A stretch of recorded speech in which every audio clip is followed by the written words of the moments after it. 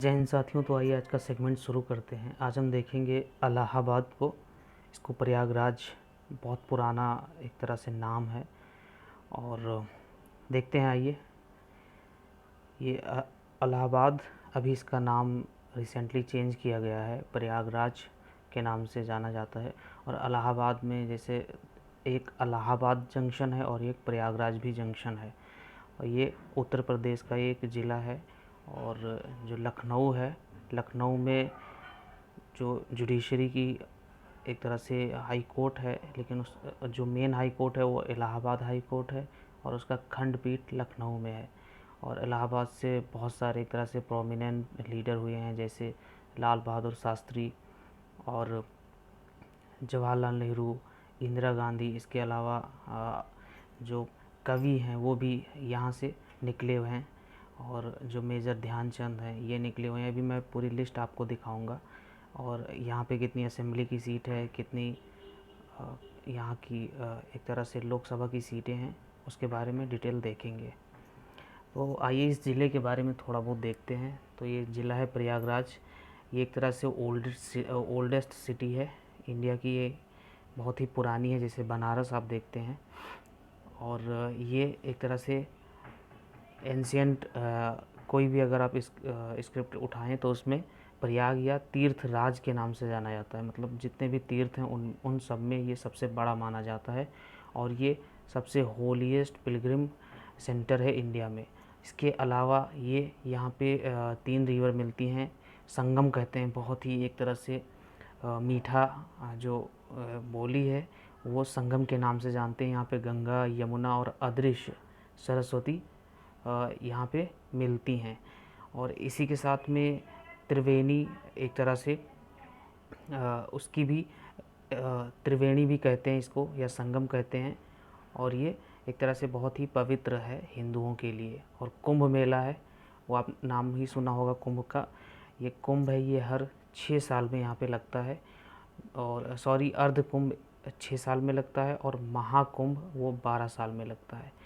और ये प्रयागराज संगम के किनारे लगता है। एक तरह से लार्जेस्ट गैदरिंग ऑफ पिलग्रिम है ऑन दिस अर्थ। तो पूरी दुनिया में सबसे बड़ा एक तरह से पिलग्रिम गैदरिंग है। किसी किसी देश की तो आबादी रहती है जितना यहाँ पे एक दिन में मेला लगते हैं और एक दिन में श्रद्धालु आते हैं। और बहुत सारे वहाँ पे एक तरह से फिलेंथ्रोपिक वर्क होते हैं। लोगों को मान लीजिए कोई विकलांग है तो उसको उसकी दवाइयाँ होती हैं, ऐसे भी कैंप वहाँ पे ऑर्गेनाइज़ किए जाते हैं। किसी की मान लीजिए आँख में कोई प्रॉब्लम है तो उनको चश्मे डिस्ट्रीब्यूट करना, या बहुत सारी, अगर आप ग्राउंड जीरो वहाँ की देखेंगे तो सारी चीज़ें आपको पता चलेंगी। तो मेले में बहुत ही एक तरह से जैसे संगम है वैसे ही वो, उसका नाम ही संगम है, उसी तरह से वो है भी।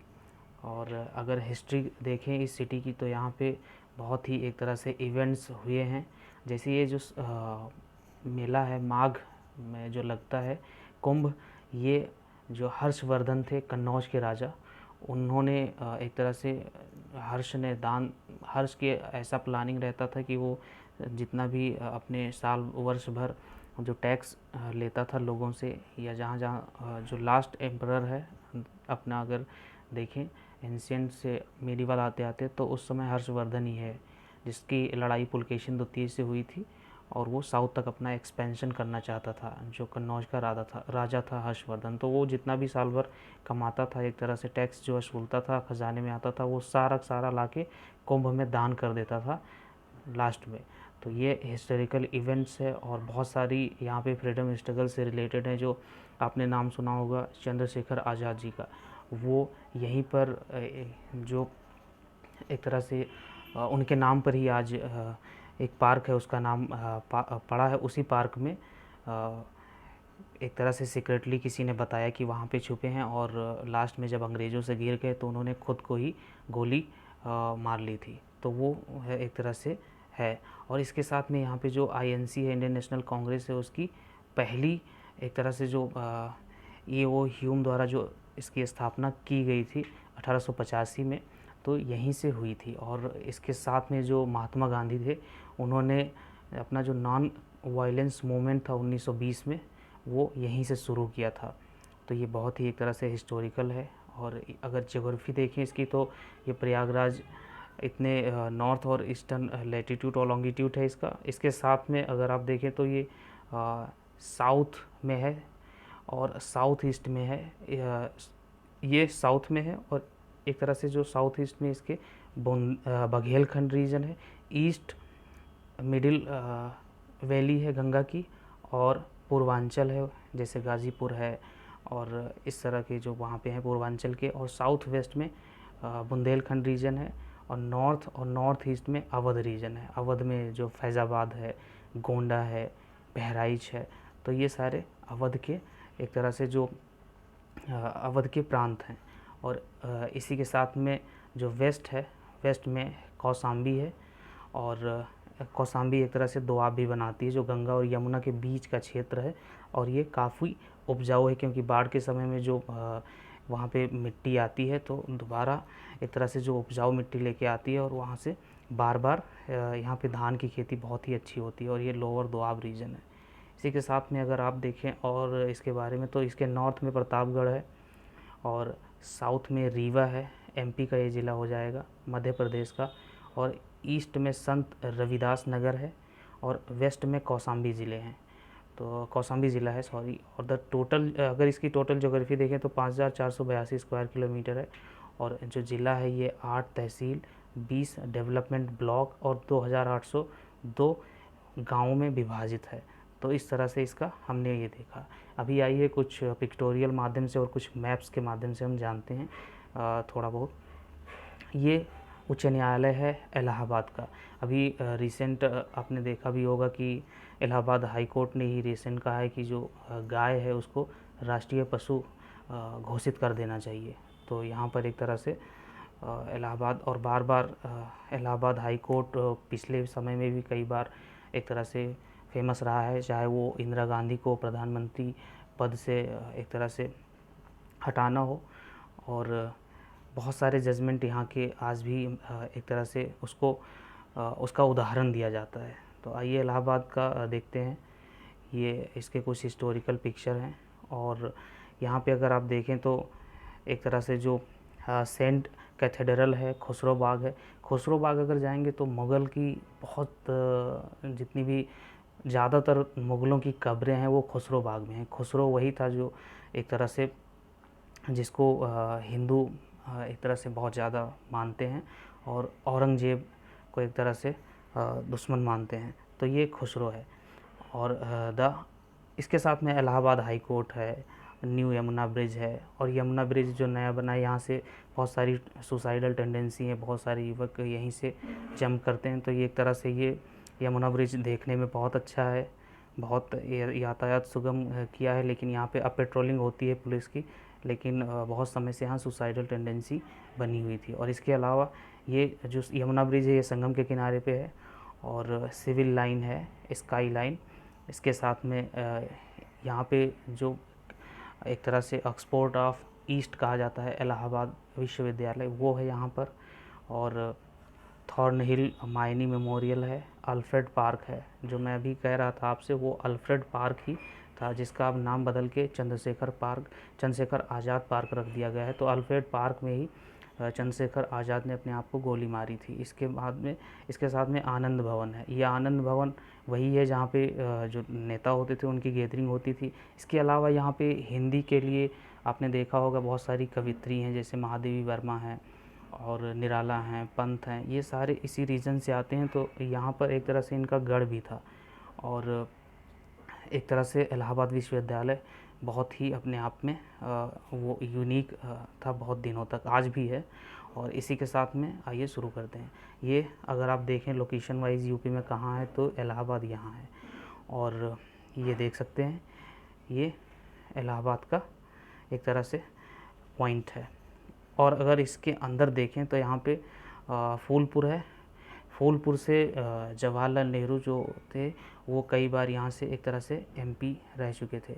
और इसी के साथ में इलाहाबाद ये टोटल इसमें फाफा माऊ है, सोरोन, प्रतापपुर, हांडीस, मेजा, कोरोन, बारा, और इस तरह से यहाँ पे इतनी कंस्टिट्यूंसी है और ये रीजन है।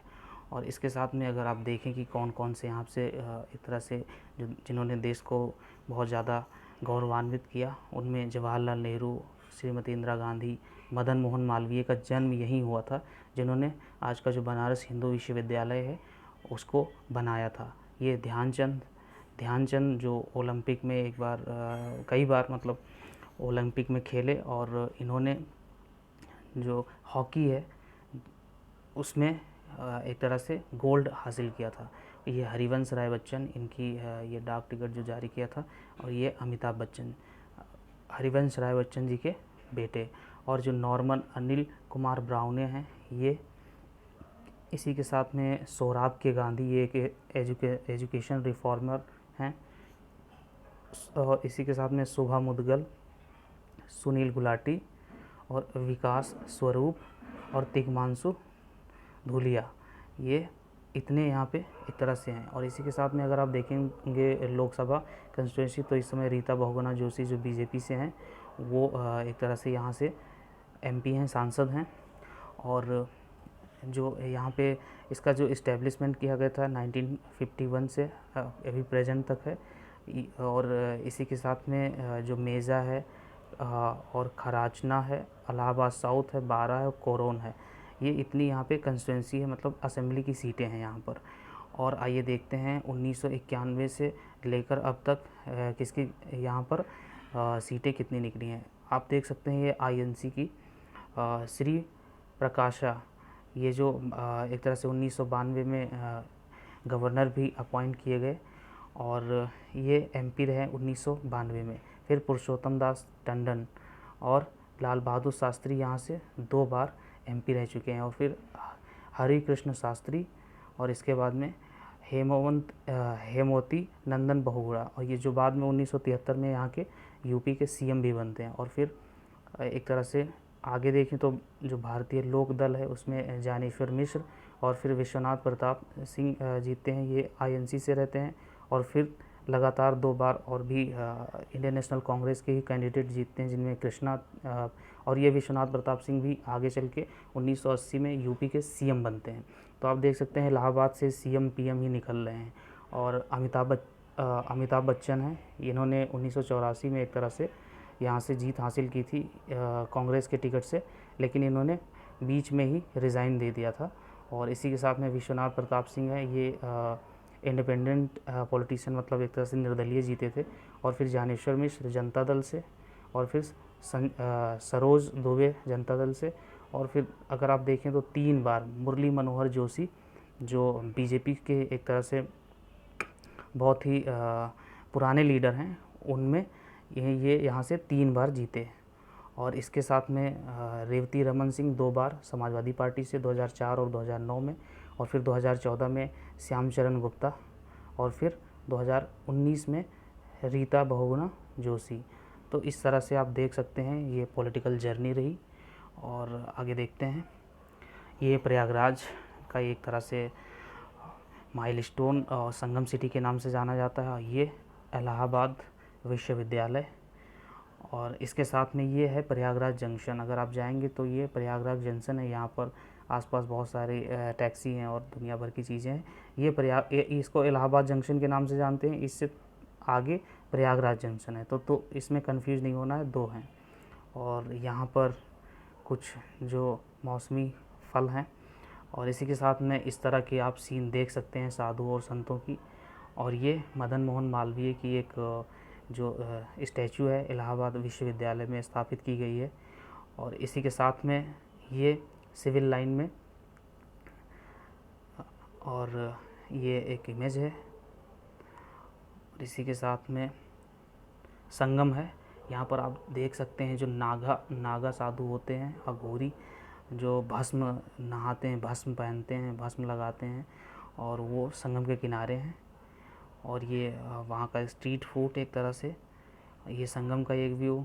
और जो संगम नगरी है उसमें एक तरह से जो संत परंपरा है उसको बहुत ही ज़्यादा अहम माना गया है। ये एक बेहद ही खूबसूरत नज़ारा।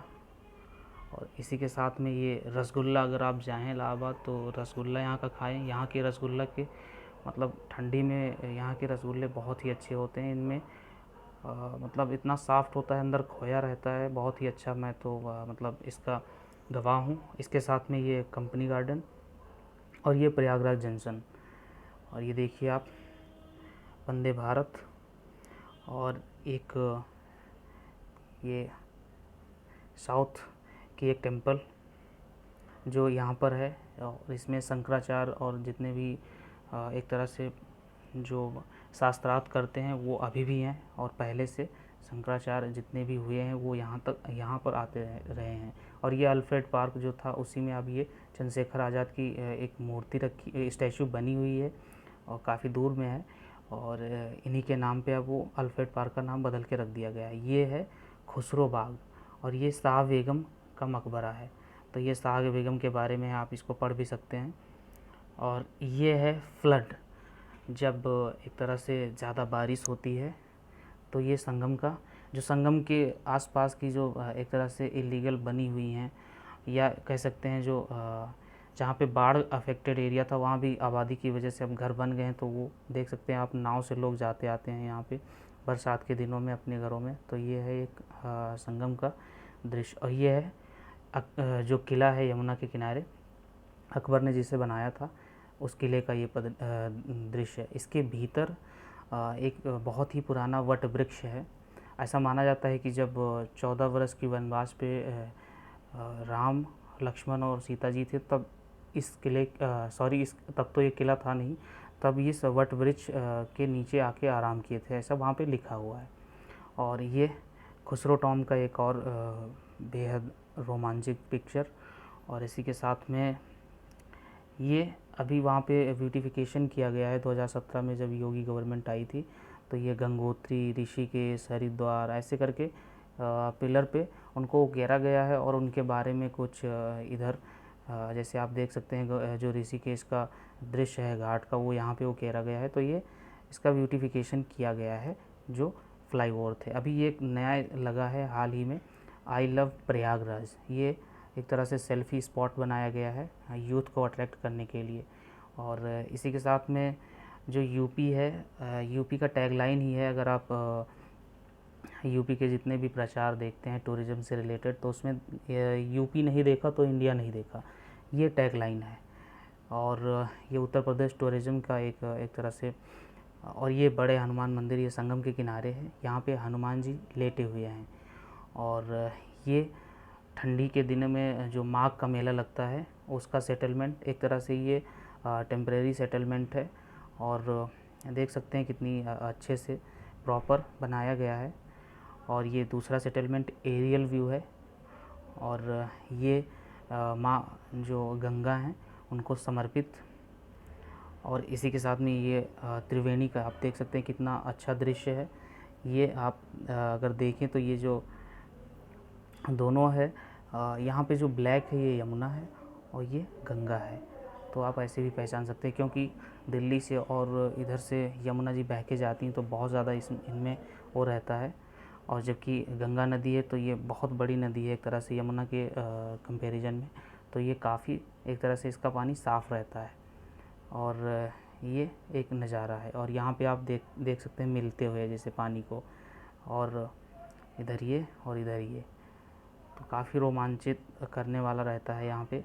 ये नाइट व्यू है एक तरह से संगम का।